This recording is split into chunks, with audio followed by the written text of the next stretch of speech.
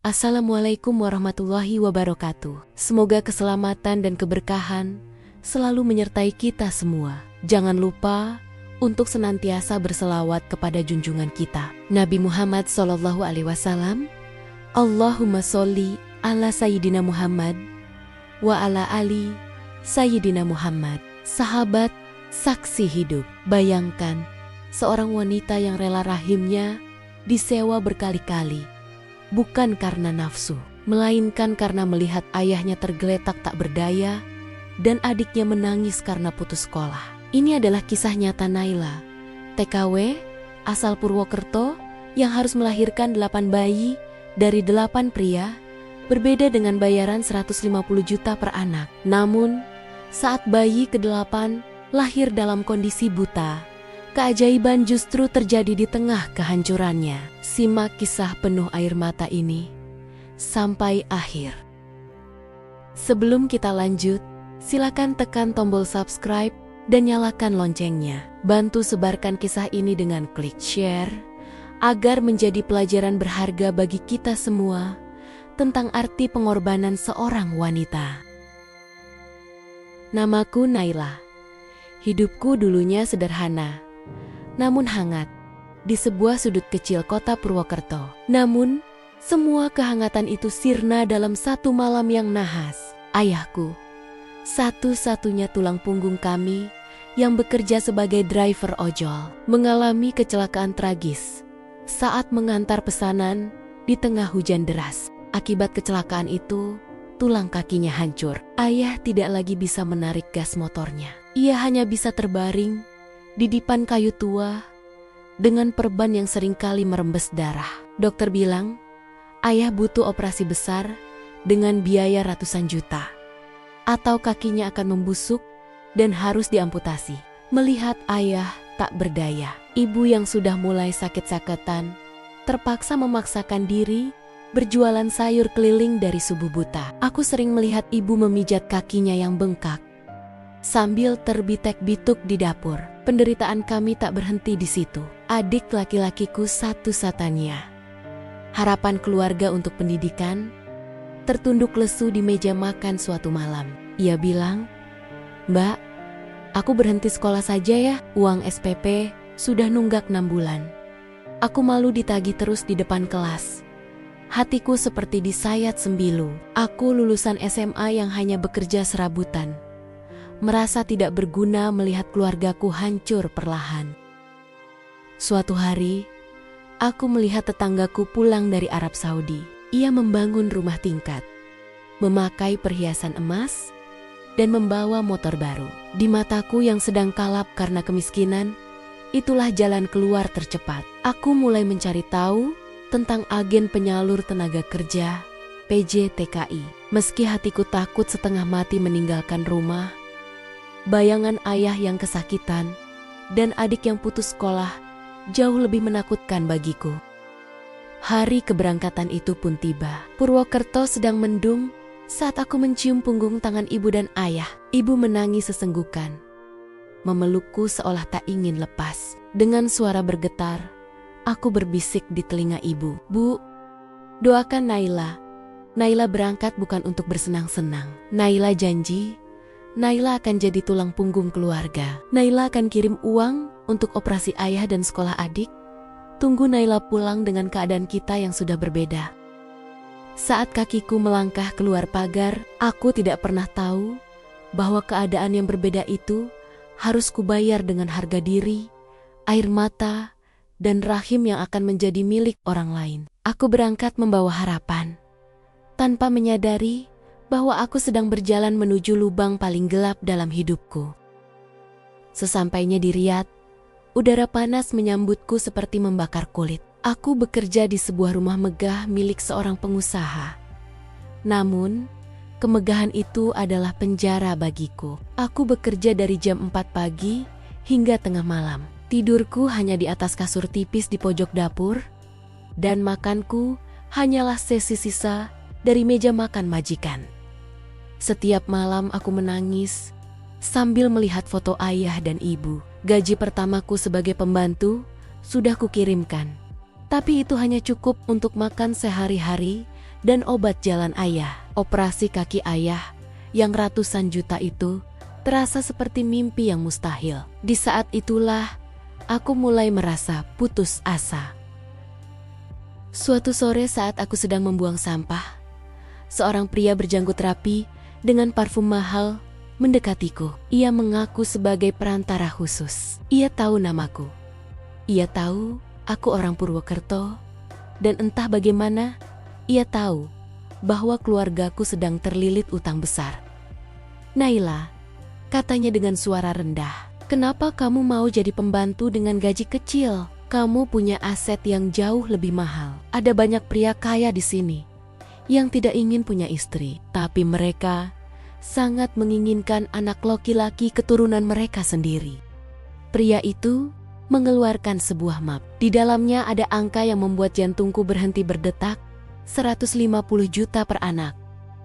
"Tugasmu sederhana," lanjutnya. "Kamu tinggal di apartemen mewah, makan makanan enak, vitamin terbaik, dan tugasmu hanya mengandung. Begitu bayi lahir dan sehat, kamu akan menerima uang itu secara tunai. Bayi itu akan dibawa oleh ayahnya.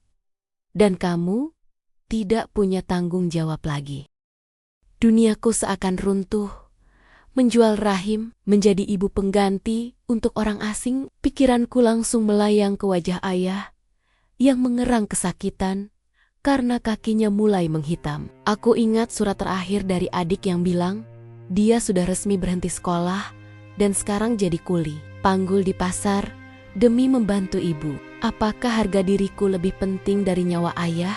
Tanyaku dalam hati. Malam itu, di bawah langit Arab yang sunyi, aku bersujud namun tak mampu berkata apa-apa. Dosakah aku jika aku menjual tubuhku demi menyelamatkan orang tuaku? Keesokan harinya, dengan tangan gemetar dan air mata yang tak berhenti mengalir, aku menghubungi pria perantara itu. "Aku mau," bisikku pelan.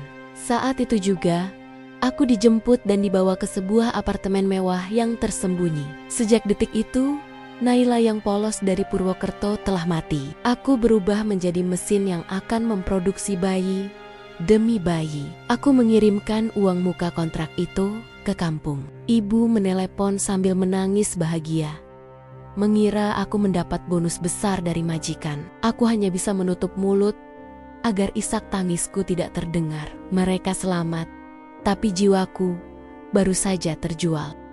Hidupku di apartemen mewah itu terasa sangat sunyi. Makananku bergizi, vitamin selalu tersedia, namun hatiku kosong. 9 bulan, aku mengandung bayi pertama, merasakan tendangan kecil di perutku, dan berbicara padanya dalam sunyi. Namun, begitu tangis bayi laki-laki itu pecah di ruang persalinan pribadi, ia langsung dibawa pergi. Aku bahkan tak sempat melihat warna matanya. Suster hanya berkata, "Tugasmu selesai.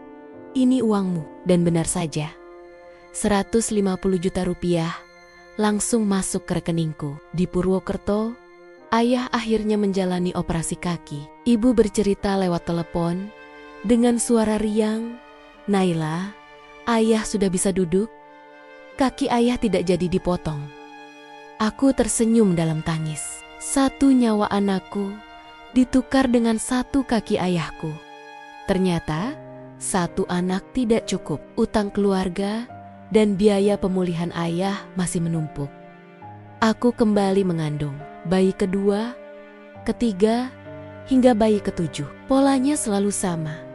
Mengandung, melahirkan, dirampas, lalu dibayar. Setiap kali aku melahirkan, jiwaku terasa semakin terkikis. Aku mulai merasa bukan lagi manusia, melainkan hanya sebuah bejana atau mesin yang dihargai dengan angka. Tubuhku mulai menunjukkan tanda kelelahan hebat. Kulitku kusam, rambutku rontok, dan bekas jahitan di perutku terasa perih setiap kali cuaca dingin.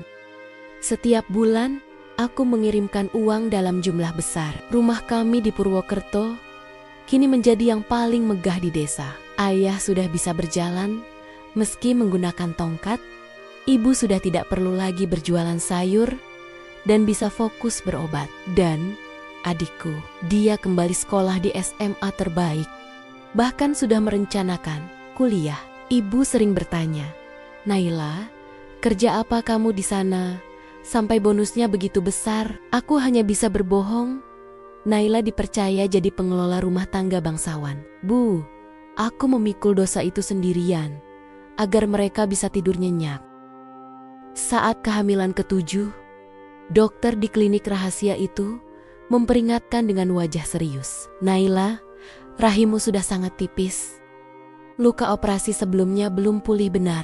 Jika kamu hamil 1 kali lagi, taruhannya adalah nyawamu sendiri." Aku ingin berhenti.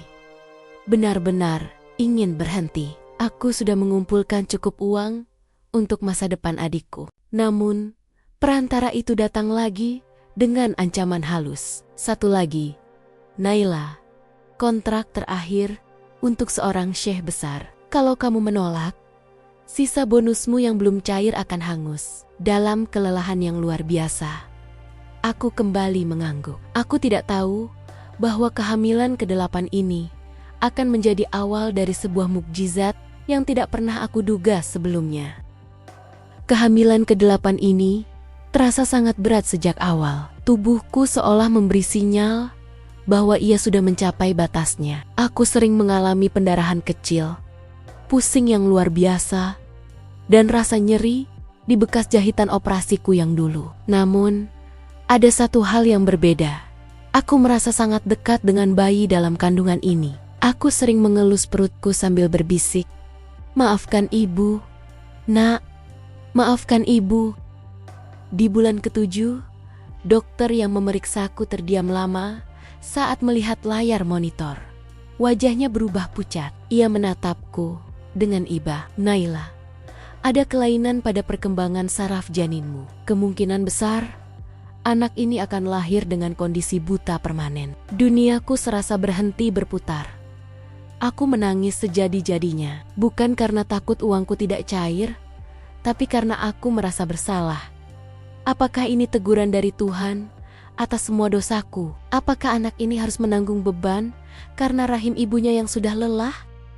Kabar tentang kondisi janinku sampai ke telinga pria perantara dan si pemesan kaya. Reaksi mereka sungguh di luar nalar kemanusiaan. Si perantara datang ke apartemenku dan membanting map kontrak di atas meja. Si pemesan tidak mau anak cacat. Mereka membayar 150 juta untuk bibit unggul. Bukan bayi buta. Bentaknya kasar. Kontrak dibatalkan. "Kamu tidak akan dapat bonus sepeser pun untuk anak ini. Terserah kamu mau apakan bayi itu. Kami tidak peduli." Mereka mengusirku dari apartemen mewah itu saat aku tengah hamil besar. Aku dibuang ke jalanan seperti barang yang sudah tidak laku dijual. Dengan sisa uang tabungan yang ada, aku menyewa kamar kecil di pinggiran kota. Di sanalah, dengan bantuan seorang bidan tua yang baik hati, aku melahirkan. Rasa sakitnya luar biasa. Namun begitu tangis lembut itu terdengar. Untuk pertama kalinya dalam hidupku, setelah 8 kali melahirkan, suster meletakkan bayi itu di dadaku. Aku memeluknya erat. Benar saja, matanya yang indah hanya menatap kosong ke langit-langit. Namun, saat kulitnya menyentuh kulitku, aku merasakan kedamaian yang tidak pernah kubeli dengan uang miliaran sekalipun. Aku menamainya Hasan. "Nak," bisikku di telinganya, "dunia mungkin tidak menginginkanmu karena kamu dianggap tidak sempurna. Tapi bagi ibu, kamu adalah pengampunan dari Tuhan. Kamu adalah satu-satunya anak yang tidak mereka rebut dari pelukan ibu." Aku menyadari satu hal. Hasan adalah cara Tuhan menghentikan perbuatanku. Hasan adalah alasan bagiku untuk akhirnya berhenti menjadi mesin dan kembali menjadi manusia seorang ibu yang sesungguhnya. Aku memutuskan pulang, bukan dengan koper-koper mewah berisi emas, melainkan hanya sebuah tas ransel lusuh dan Hasan yang terlelap dalam dekapanku. Saat bus yang membawaku memasuki kota Purwokerto, hatiku berdegup kencang. Aku melihat rumah megah hasil kirimanku berdiri tegak di antara rumah tetangga lainnya. Namun, Kakiku terasa berat untuk melangkah masuk. Begitu aku menginjakan kaki di halaman rumah, suasana berubah dingin. Tetangga yang dulu memujiku sebagai pahlawan devisa, kini berbisik-bisik di balik pagar. "Lihat itu Naila, pulang-pulang bawa anak. Suaminya mana? Pasti itu anak haram." Sayup-sayup suara mereka menusuk jantungku. Ibu menyambutku di pintu dengan wajah pucat. Ia melihat Hasan, lalu menatapku dengan mata yang penuh tanya dan kekecewaan. "Naila, siapa anak ini? Kenapa kamu tidak pernah bilang kalau kamu menikah di sana?" tanya ibu dengan suara bergetar. Ayah yang sudah bisa berjalan dengan tongkat hanya terdiam di pojok ruangan, menatapku dengan tatapan yang sulit diartikan. Malam itu, di ruang tamu rumah megah yang kubangun dengan air mata, aku mengumpulkan keberanian. Aku meletakkan Hasan di tengah-tengah kami. Adikku yang baru pulang kuliah pun ikut duduk mendengarkan. "Bu, iya dik, maafkan Naila. Suaraku pecah." Aku menceritakan semuanya. Tentang setiap bayi yang kulahirkan, tentang 150 juta per anak yang kukirimkan, untuk operasi ayah, untuk sekolah adik, dan untuk rumah ini. Aku ceritakan bahwa Hasan adalah anak ke-8 yang ditolak pemesannya karena ia buta. Keheningan yang mencekam menyelimuti ruangan itu. Ibu menangis histeris, menutupi wajahnya dengan kedua tangan. Adikku terpaku. Ia seolah tidak percaya bahwa uang kuliah yang ia gunakan setiap hari berasal dari rahim kakaknya yang disewakan. Ayah hanya tertunduk. Air matanya jatuh membasahi lantai keramik yang mahal. "Mbak," adikku akhirnya bicara sambil memegang tanganku. "Aku tidak butuh rumah ini. Jika harganya adalah penderitaanmu, ayo kita pergi dari sini. Kita jual semuanya. Kita pindah ke tempat di mana orang tidak mengenal kita. Aku yang akan bekerja untuk kalian semua sekarang." Kami memutuskan untuk menjual rumah megah itu. Sebagian uangnya kami gunakan untuk modal usaha kesil-kasilen di sebuah kota kecil di Jawa Tengah, jauh dari Purwokerto. Kami memulai hidup dari nol lagi. Kini, hidupku jauh lebih tenang. Aku membuka warung nasi kecil di pinggir jalan. Ibu dan ayah membantuku menjaga Hasan. Meski Hasan tidak bisa melihat dunia, ia bisa merasakan cinta yang tulus dari kami semua. Ia adalah pengingat bagiku bahwa sesakti apapun masa lalu, Tuhan selalu menyisakan satu alasan untuk kita terus bertahan. Namaku Naila. Aku bukan pahlawan. Aku hanya seorang wanita yang pernah tersesat karena cinta yang terlalu besar pada keluarga. Tapi hari ini, aku bangga menjadi ibu dari seorang Hasan. Sahabat saksi hidup, kisah Naila mengajarkan kita bahwa kemiskinan seringkali memaksa seseorang mengambil pilihan yang tak masuk akal. Namun, kejujuran dan kasih sayang keluarga adalah obat paling mujarab untuk menyembuhkan luka masa lalu. Bagaimana menurut kalian tentang keputusan Naila yang berani menyewakan rahim kepada 8 pria Arab demi kebutuhan keluarga? Tulis pendapat kalian di kolom komentar ya. Jangan lupa like, share, dan subscribe channel ini untuk cerita-cerita nyata yang lebih inspiratif lainnya. Sampai jumpa di kisah selanjutnya. Wassalamualaikum warahmatullahi wabarakatuh.